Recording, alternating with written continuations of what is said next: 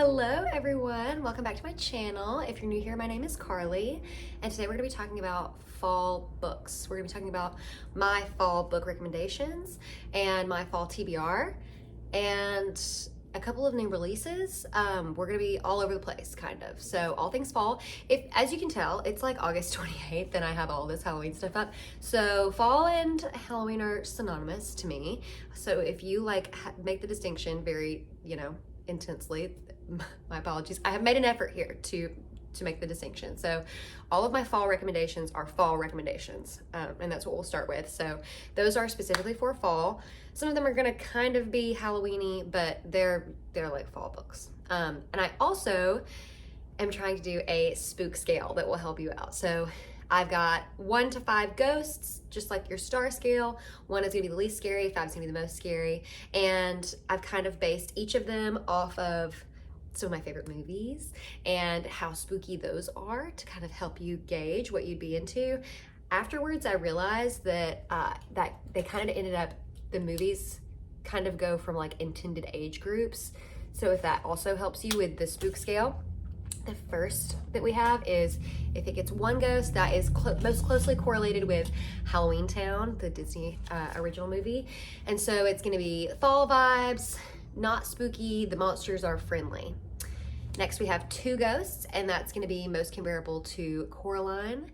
There are monsters, but they're mostly scary for kids. They're not as scary for adults, and it's just mostly creepy, fun, spooky vibes. Then we have 3 ghosts is gonna be like Beetlejuice. This is kind of a hard one because it's a little bit misleading. It makes it seem like my ghosts are gonna be funny. 3 ghosts is gonna be, it's kind of scary, but there is some levity in there. 4 ghosts, we have The Shining. So that's gonna be pretty spooky. We're getting into the scary stuff there. Those are actually scary ghosts, and those ghosts are like everywhere. Like in The Shining, the ghosts are everywhere.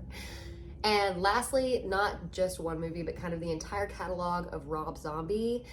These are disturbing books where the monsters are sadistic. I mostly reserved this category for like extreme horror books. I know I have at least 1 on this list, and I knew that it needed to have a very distinct place to live. So I wanted to make sure that everybody is aware that, it's a very specific category. Probably only 1 book is gonna get that, but it exists for a reason. So let's get started with my fall book recommendations. The first book I have is A Night in Lonesome October by Roger Zelazny. Yeah, A Night in Lonesome October. This one is so much fun. So it's told from the perspective, I actually got this recommendation from a true crime podcaster that I listen to, The Prosecutors. Brett recommended it, I think last year, and I loved it. I listened to the audiobook, and this is told from the perspective of a watchdog / familiar that is completing some tasks for his master to, I don't even remember what the exact goal was, but here, I'll just read you the synopsis. All is not what it seems. In the murky London gloom, a knife-wielding gentleman named Jack prowls the midnight streets with his faithful watchdog Snuff, gathering together the grisly ingredients they will need for an upcoming ancient and unearthly rite. For soon after the death of the moon, black magic will summon the elder gods back into the world, and all manner of players, both human and undead, are preparing to participate. Some have come to open the gates, some have come to slam them shut. And now the dread night approaches, so let the game begin. So the way that it's written, like the language that it uses, just creates such a specific environment. I am such a atmospheric mood reader, and that's kind of, you're gonna get that vibe here. That's like, especially with my TBR, you're gonna be like, this girl is gonna be so burnt out on all of this, but I will not trust. And that's, yeah, this one's it seems a little bit spookier. It has some supernatural elements, and it's got a really interesting magic world to explore. But being told from the perspective of the watchdog, I think is just so much fun. And that one was a 5-star read for me too, can you believe? Next we have Rebecca by Daphne du Maurier. I would be remiss not to include this. Of course, at some point in your fall catalog, you have to have some moody, historical, vibey mansion, haunted mansion type vibe. And Rebecca is the blueprint, pretty much. There is another book that I'll recommend. This was also a 5-star read for me. But if you're not familiar with Rebecca, here's the synopsis. Ancient, beautiful Manderley, between the rose garden and the sea, is the county's showpiece. Rebecca made it so. Even a year after her death, Rebecca's influence still rules there. How can Maxim de Winter's shy new bride ever fill her place or escape her vital shadow? A shadow that grows longer and darker as the brief summer fades, until, in a moment of climactic revelations, it threatens to eclipse Manderley and its inhabitants completely. I enjoyed the hell out of this book. It is such a moody, like, atmospheric book too. So yeah, I was pandered to here, and then just the concept of like haunting your, oh, whatever. I'm not gonna spoil anything. Let me just. A similar read that I'd like to recommend that's a little bit more on the Halloweeny side is The Death of Jane Lawrence. I read this one last year and I think I read it because of its comparison to Rebecca, and a woman going to live in a like haunted-ish mansion, and that is whatever. I don't want to give you spoilers, but yeah, it's so good. That one's a little bit spookier, and it gets more into like almost this like science fiction-y place, and then also kind of almost this lit ficky place, which is like an intersection that I have built. I vacation there. I have a vacation home at the intersection of lit fic and science fiction, so that's where I live. Next we have Ink Blood Sister Scribe by Emma Torres. I read this last year, and it's just such a beautiful cover. Like, that was why I picked it up. And it's like witchy and booky. Bookish witches. Like, what do you want? Magic books, witches, whatever. I'm there, you know? You don't have to say anything else. So this is about a couple of sisters who have been raised to protect this library of magic books that their father has collected.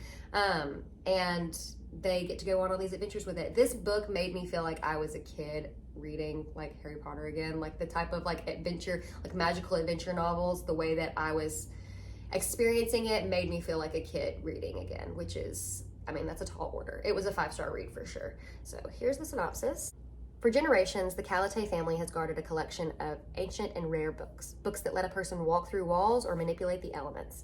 Books of magic that half-sisters Joanna and Esther have been raised to revere and protect. All magic comes with a price, though, and for years the sisters have been separated. Esther has fled to a remote base in Antarctica to escape the fate that killed her own mother, and Joanna's isolated herself in their family home in Vermont, devoting her life to the study of these cherished volumes. But after their father dies suddenly while reading a book Joanna has never seen before, the sisters must reunite to preserve their family legacy. In the process, they'll uncover a world of magic far bigger and more dangerous than they ever imagined, and all the secrets their parents kept hidden. Secrets that span centuries, continents, and even other libraries. Oh my gosh, it was so good. I loved it. And I'm not sure if there's going to be a sequel, but there literally could be a sequel and I wouldn't know. I just don't keep up with sequels. I'm so bad at reading series, but I loved that. Like, highly recommend. Very moody, atmospheric. It's fall, okay? I'm sure you're sensing a pattern. Fall and Halloween are the same to me. I tried so hard to separate. I'm so sorry.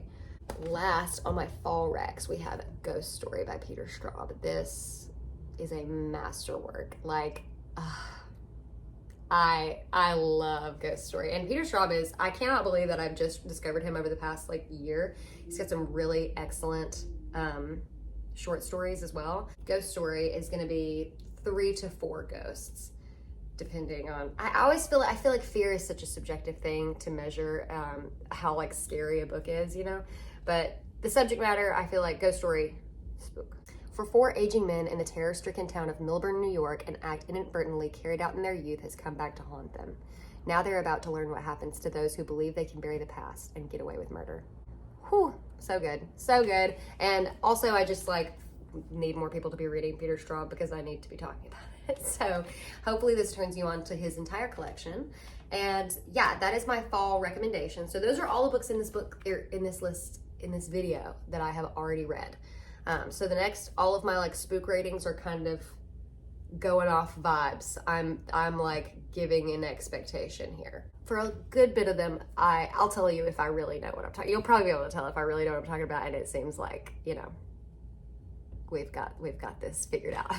I'm also gonna split these up with how I'm reading them. I've got a physical TBR list. I've got books that I'm reading on Kindle Unlimited and books that I'm reading on Hoopla, and I want to make sure that you're able to access those in all the same places. First on my Kindle list, I'm gonna be reading The Dunwich Horror by H.P. Lovecraft. So I'm super excited about this. The only time I've read any Lovecraft has been, I used to like listen to some of his short stories that were turned into like radio shows, like old-timey sounding radio shows. I don't know if they were like from the time period or whatever, but I would play them when I went on runs. And one time I have this very distinct memory that is so special to me, I just really need to share it with everyone. I have this really distinct memory of going on a run one time, and I'm listening to like an old radio show of an H.P. Lovecraft book, and the bottom drops out and it is pouring rain, and it was just the most like immersive atmospheric read I could possibly have had. And I could have gone straight home, and I didn't, because I will do anything for the vibe. And yeah, I did anything for the vibe. I ran around in the rain to H.P. Lovecraft, and I think he would dig that, you know? I think he'd be proud. I cannot find a synopsis of The Dunwich Horror though, so we're just kind of going in blind. I also will probably download, because there is the complete works of H.P. Lovecraft on Kindle, and so on Kindle Unlimited, so I'll probably access that and like bop around between some of his stories.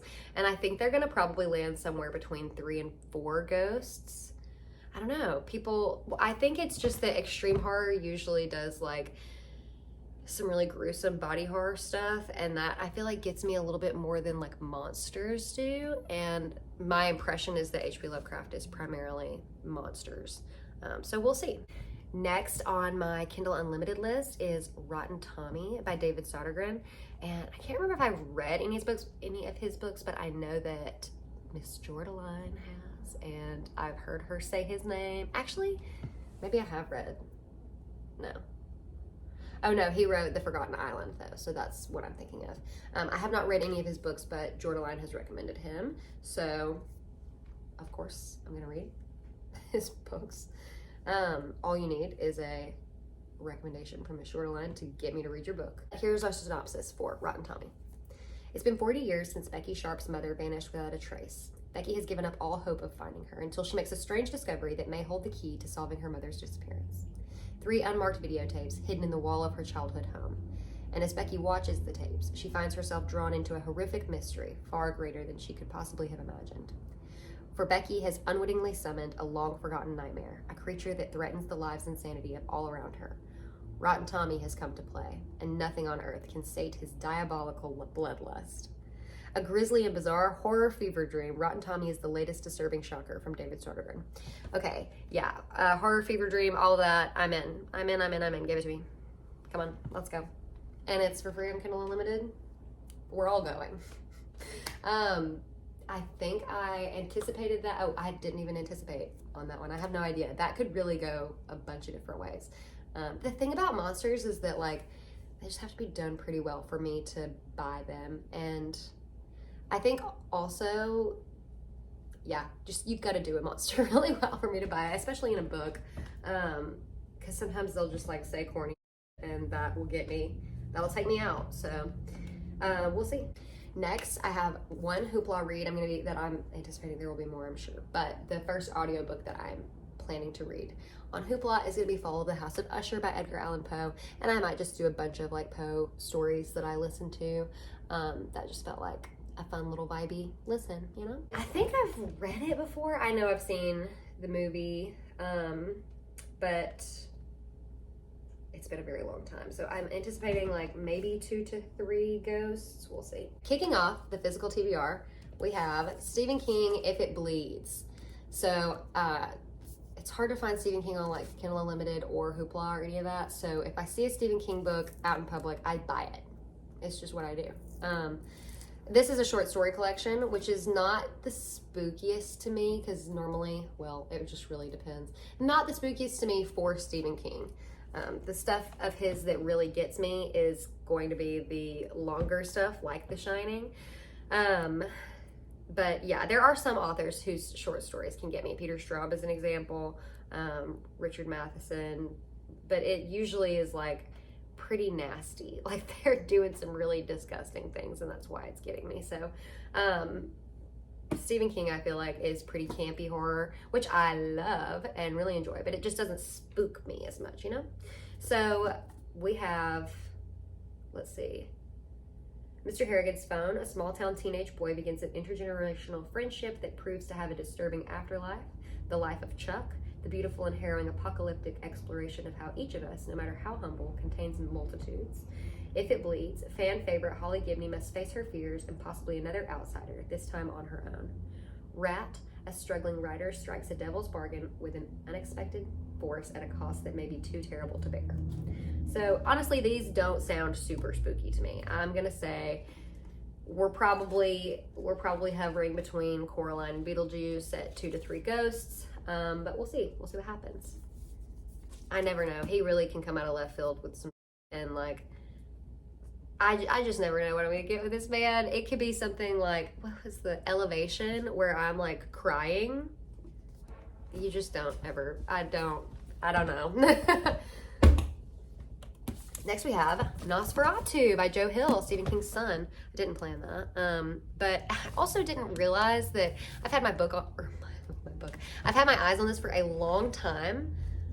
Never did I ever notice the gingerbread or the like pine needles here. So it's kind of a Christmassy book. I could see this getting pushed back for me. But Victoria Vic McQueen has an uncanny knack for finding things. When she rides her bicycle over the rickety bridge in the woods near her house, she always emerges in the places she needs to be. Vic doesn't tell anyone about her unusual ability. Charles Talent Manx has a gift of his own. He likes to take children for rides in his 1938 Rolls-Royce Wraith with the vanity plate Nosferatu. In the Wraith, he and his innocent guests can slip out of the everyday world to an astonishing playground of amusements he calls Christmas Land. Mile by mile, the journey across the highway of Charlie's twisted imagination transforms his precious passengers, leaving them as terrifying and unstoppable as their benefactor. And then comes the day when Vic goes looking for trouble and finds her way, inevitably, to Charlie. Now the only kid ever to escape Charlie's twisted imagination is all grown up and desperate to forget.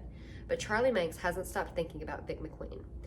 On the road again, he won't slow down until he's taken his revenge. Girl, I have no idea. I have no idea what's going on here. That's a lot. Christmas Land feels very, very twisted. I really might have to save this for Christmas just because I'm a mood and like atmospheric reader, and I feel like I get really bogged down with like Hallmarky type reads in that time of the year, and this would be a good time to break that up. But we're gonna leave it on just because November is technically fall, and I could see myself reading it like at the tail end. So I'm gonna anticipate, I don't know, anytime there's children involved, I really freak out and stuff like this. Like that could easily be like a 3 to 4 ghosts for me. Yeah, we'll see. Next we have A God in the Shed by J.F. Dubois. I really know so little about this, but I feel like it could be really scary. An ancient evil lurks. Ancient evils get me. I love an eldritch terror.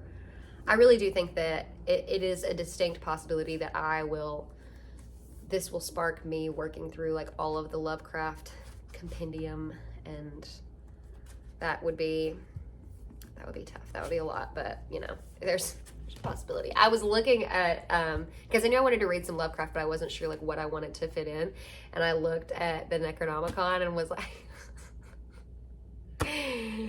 maybe one day, we'll see. A God in the Shed. The village of St. Ferdinand has all the trappings of quiet life. Farmhouses stretching from one main street, a small police precinct, and a few diners and cafes, and a grocery store. Though if an out-of-towner stopped in, they would notice one unusual thing: a cemetery far too large and much too full for such a small town, lined with the victims of the St. Ferdinand killer, who has eluded police for nearly 2 decades. It's not until after Inspector Stephen Crowley finally catches the killer that the town discovers an even darker forces are at play.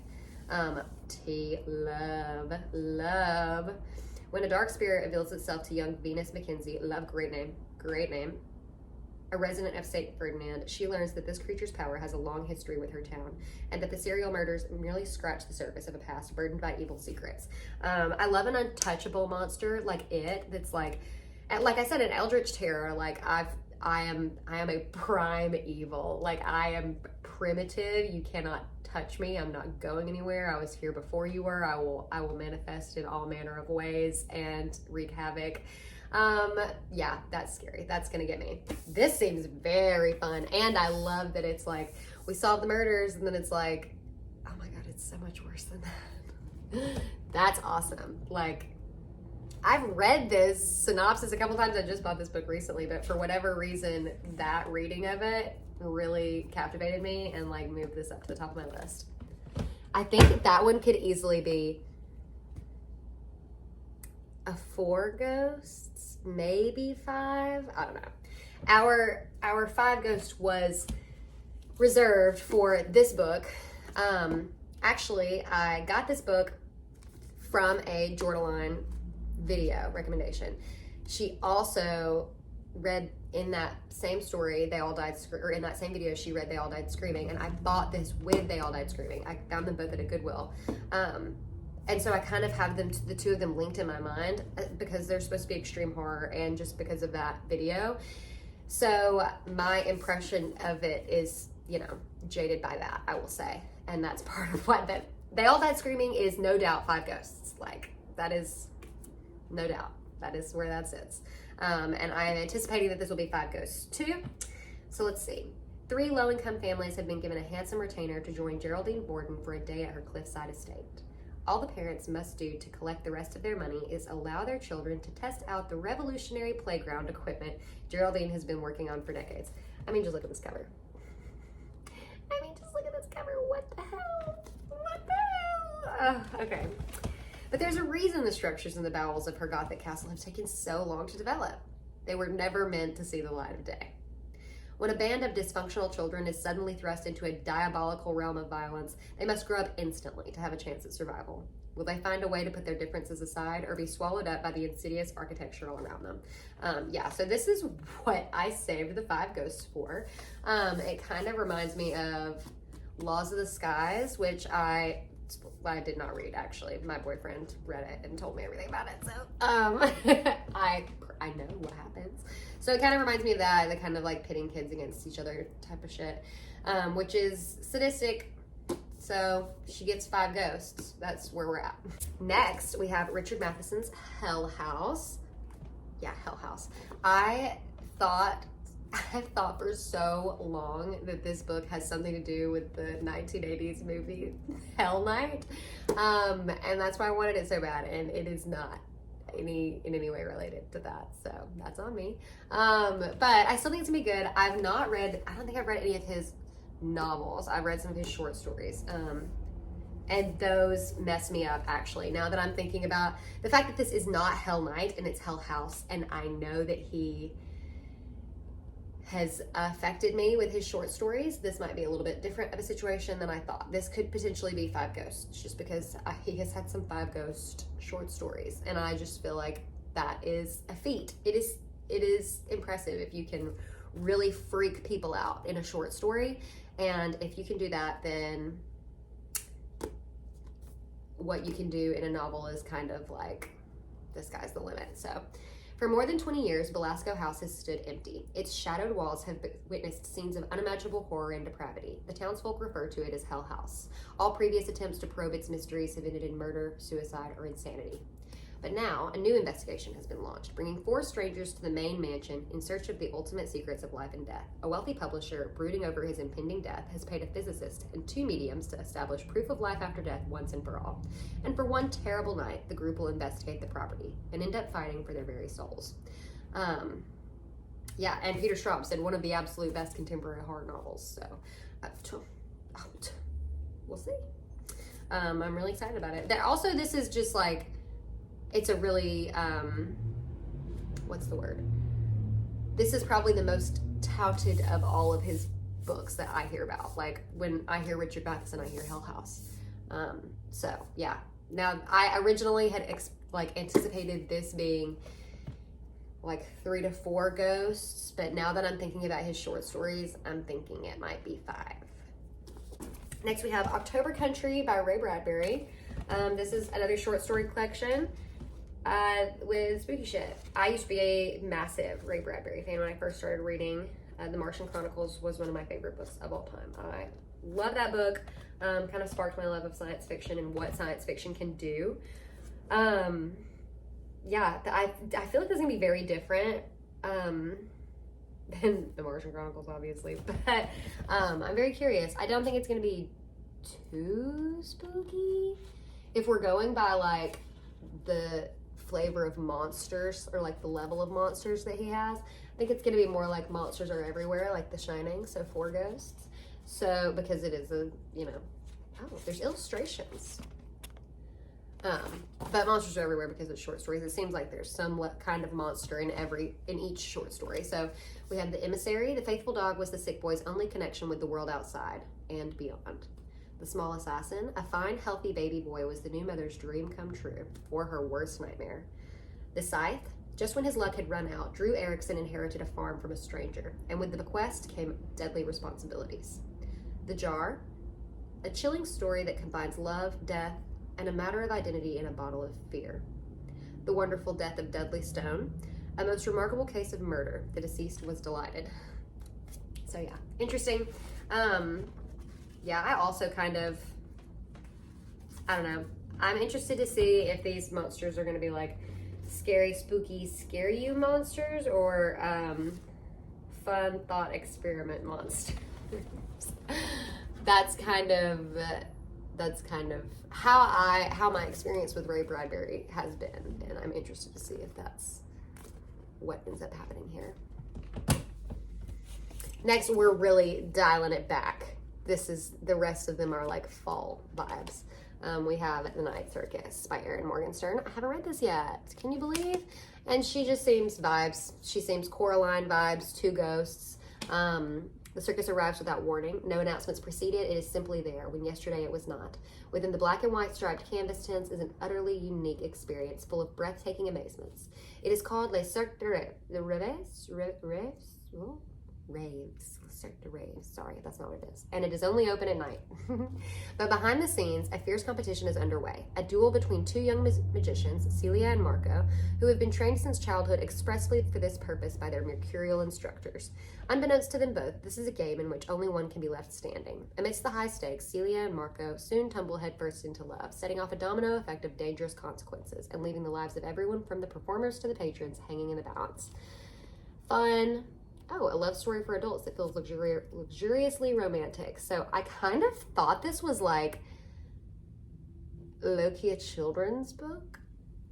I don't know. Am I wrong in assuming it's called The Night Circus? Look at me. What? Anyway, it's so beautiful. Pretty. Anyway, yeah,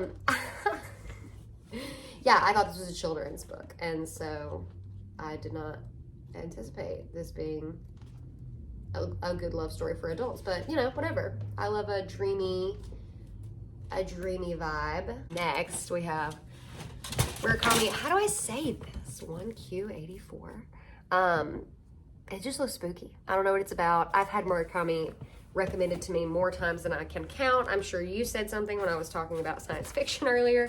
Yeah. So, but yeah, I haven't read this. I actually have been recommended like there was something, I think I actually said I want something like the Martian Chronicles, and there's no way. Anyway, Murakami, 1Q84. I literally am going solely off vibes here. I think I've seen other covers of this book that look nothing like this, and I would never have chosen those covers for a fall read, but I am choosing this one because look how damn spooky it is. But I do think it's going to be more of an atmospheric type vibe. The year is 1984. Aomami sits in a taxi on the expressway in Tokyo. Her work is not the kind which can be discussed in public, but she is in a hurry to carry out an assignment, and with the traffic at a standstill, the driver proposes a solution. She agrees, but as a result of her actions, starts to feel increasingly detached from the real world. She has been on a top secret mission, and her next job will lead her to encounter the apparently superhuman founder of a religious cult. Meanwhile, Tango is leading a nondescript life but wishes to become a writer. He inadvertently becomes involved in a strange affair surrounding a literary prize to which a mysterious 17-year-old girl has submitted her remarkable first novel. It seems to be based on her own experiences and moves readers in unusual ways. Can her story really be true? Both Amami and Tango notice that the world has grown strange. Both realize that they are indispensable to each other. While their stories influence one another, at times by accident and at times intentionally, the two come closer and closer to intertwining. Fascinating. And this is 3 books, so the books 1, 2, and 3 in here. But she's huge, and that's like one of the main reasons I haven't started her, and just because it looks like fall. I think I got this like around Christmas time last year. So yeah, anyway, there we go. There's our fall reading list. We'll see if I get to all these. This is my first time doing a TBR video, but I will say I do tend to stick to like the fall vibes pretty intensely. But yeah, if you've read any of these and my ghosts are incorrect, please let me know down below. I'm really curious to see what your opinions are, or if the ones that I have read, my recommendations, if you have conflicting feelings about the spook factor, I would also be really interested to hear that, just because I do think fear is so subjective, and I'd be so curious to hear like what really freaks you out. But yeah, thank you so much for watching, and I'll see you next time. Bye.